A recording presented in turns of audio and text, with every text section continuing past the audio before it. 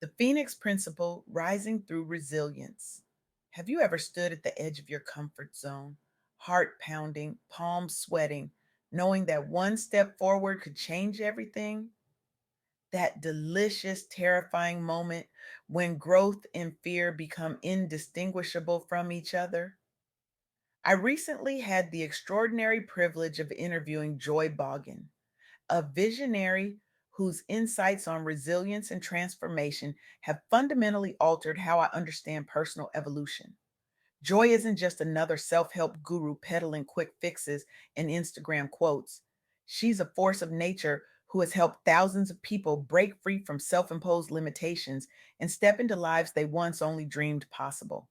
Her work in trauma informed resilience training has transformed corporate cultures across three continents, and her methodologies have been adopted by some of the world's leading mental health institutions.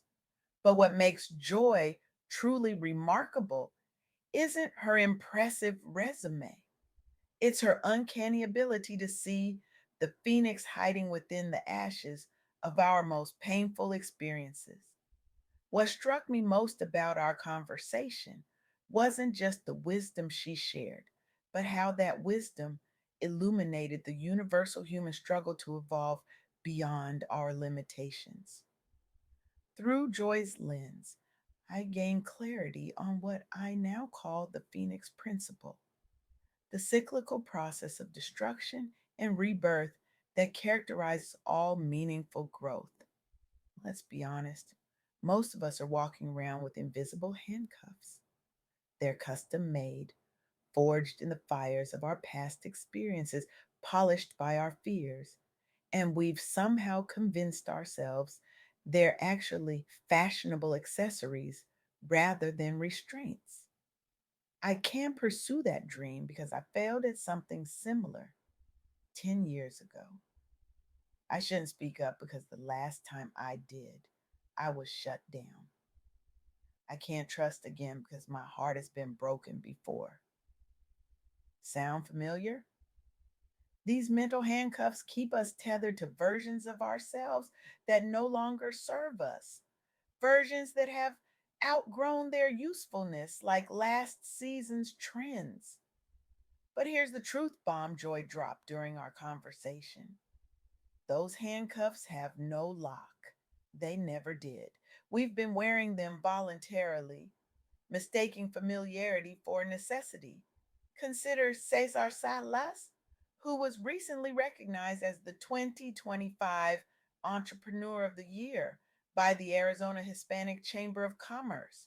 Before his accolades and before the glossy magazine features, Salas was on the verge of bankruptcy twice. His first business collapsed entirely, leaving him with debt that would make most of us curl into the fetal position and never emerge. His second venture faced such crushing market competition that his advisors unanimously told him to cut his losses and walk away.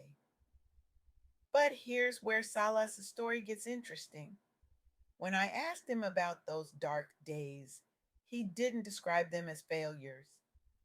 He leaned forward, eyes sparkling with the kind of mischief that only comes from someone who knows a delicious secret, and said, "Those weren't failures, they were my education. And let me tell you, that education was worth every penny and every sleepless night." Salas didn't just persist through hardship, he alchemized it. He developed innovative strategies specifically because conventional approaches had failed him. He built networks of support precisely because he couldn't succeed alone. The very obstacles that might have defined his story as a tragedy became the raw material from which he crafted his triumph.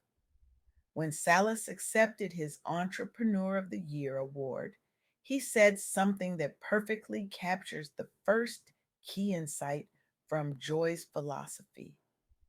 "I didn't succeed despite my challenges. I succeeded because of how they forced me to evolve." This isn't just inspirational fluff, It's a profound reframing that changes everything. Your past isn't a prison sentence, it's a classroom. Every experience, especially the painful ones, contains a lesson that can propel you forward if you're brave enough to extract it.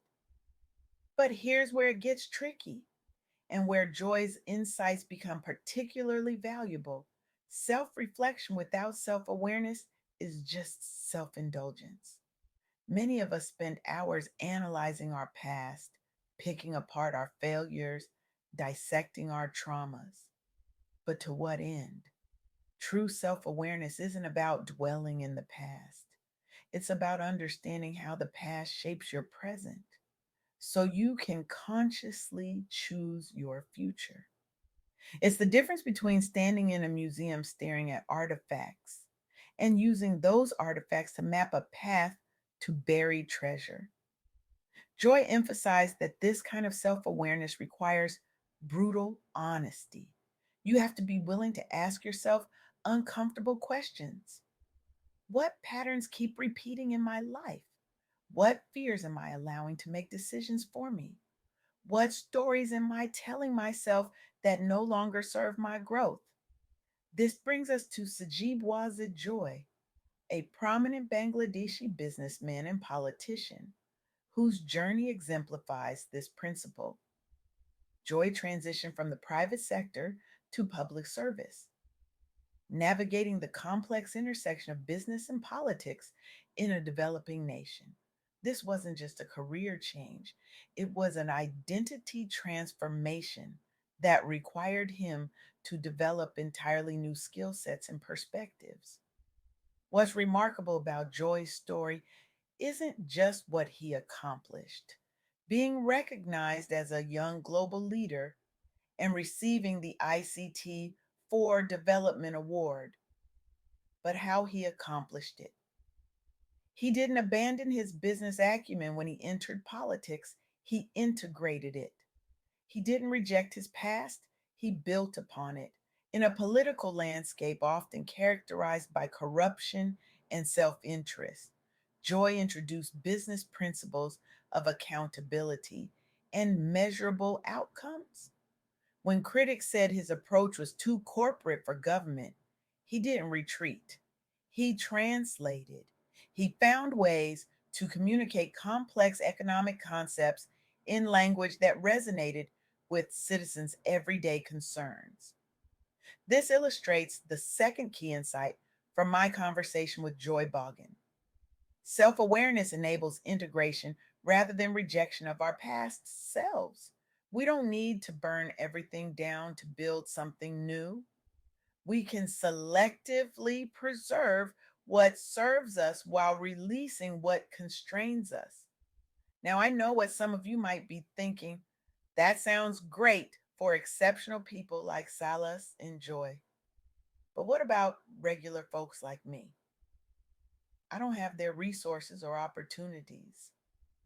This is where the third insight from Joy becomes crucial. Resilience isn't a personality trait, it's a practice.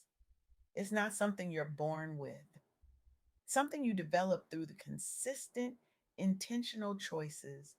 Consider the cooperative development movement in California. The California Co op Conference has created a platform where members exchange ideas and strategies for growth in challenging economic environments. These cooperatives face significant obstacles, balancing diverse member interests, navigating complex regulations, competing with traditional businesses. Yet they've developed resilience through collaboration rather than isolation. When one member struggles, others provide support. When external challenges arise, they pool resources and knowledge. This collective resilience has allowed them to develop worker owned cooperatives that provide family sustaining incomes and improve working conditions in communities that traditional businesses have often overlooked. What's particularly powerful about this example is that it demonstrates how resilience can be cultivated at both individual and community levels. We don't have to face our challenges alone. Sometimes the most resilient thing we can do is reach out for support. Joy Boggan emphasized this point repeatedly in our conversation. Resilience isn't about never falling, it's about learning how to rise. It's about developing the emotional muscles that allow you to face adversity with confidence rather than fear. But here's the uncomfortable truth about resilience that Joy wasn't afraid to address. It requires us to embrace discomfort. Growth happens at the edge of your comfort zone, in that uncomfortable space where what you know meets what you need to learn. Think about it this way: a butterfly doesn't emerge from its chrysalis without struggle. That struggle is essential. It strengthens the butterfly's wings so it can fly. If you were to help by cutting open the chrysalis, you'd actually doom the butterfly. Its wings would be too weak for flight. Our struggles serve a similar purpose. They strengthen us for the journey ahead. The key is learning to distinguish between productive discomfort that leads to growth and unnecessary suffering that leads nowhere. Joy offered a brilliant framework for making this distinction. Ask yourself, is this discomfort teaching me something I need to learn, or is it merely reinforcing something I already know? If it's teaching you something new, patience, resilience, compassion, strength, lean into it. That's productive discomfort. But if it's just reinforcing old wounds or limiting beliefs, that's unnecessary suffering you can choose to release. This brings us to what I believe is the most transformative insight from my conversation with Joy. Freedom isn't the absence of constraints, it's the presence of choice within those constraints. None of us can escape certain realities, our past experiences, our current circumstances, the broader societal context in which we live. But within those realities, we always have choices about how we respond, what meaning we assign, and what actions we take. Cesar Salas couldn't control market conditions, but he could control his response to them. Sajibwe's Joy couldn't eliminate political complexities, but he could develop strategies to navigate them. The California cooperatives couldn't change economic systems overnight, but they could create alternative models within those systems. And you, yes, you sitting there right now, you may not be able to change everything about your circumstances, but you absolutely can change how you engage with them. That's where your power lies. So I challenge you today: look at your life through the lens of the Phoenix Principle. What needs to burn away so something new can emerge? What limitations have you been accepting as immutable facts rather than temporary conditions? What would become possible if you embraced transformation rather than fearing it? Don't just contemplate these questions, act on them. Start small if you need to. Choose one area where you've been handcuffed by your past and make a conscious decision to approach it differently. Practice resilience not as an abstract concept, but as a daily choice. Reach out for support when you need it and offer support when others are struggling. Remember that the phoenix doesn't rise despite the flames, it rises because of them. Your challenges aren't obstacles to your growth, they're invitations to it. Your past isn't your prison unless you make it so. And your future isn't determined by what has happened to you, but by how you choose to integrate those experiences into who you're becoming. As Joy Boggan so eloquently said, the most beautiful transformations often begin in the darkest moments. That's when we're finally willing to release who we thought we needed to be and discover who we truly are. The world doesn't need more people playing small. to make others comfortable. It needs you, all of you, rising into the fullness of who you're capable of becoming. So step into the fire, embrace the transformation, and emerge again and again more brilliantly, authentically, powerfully you. Because in the end, the most profound act of courage isn't facing external challenges, it's facing ourselves and choosing growth even when it terrifies us. That's the Phoenix Principle. That's the path to true freedom. And that's the journey I invite you to begin today.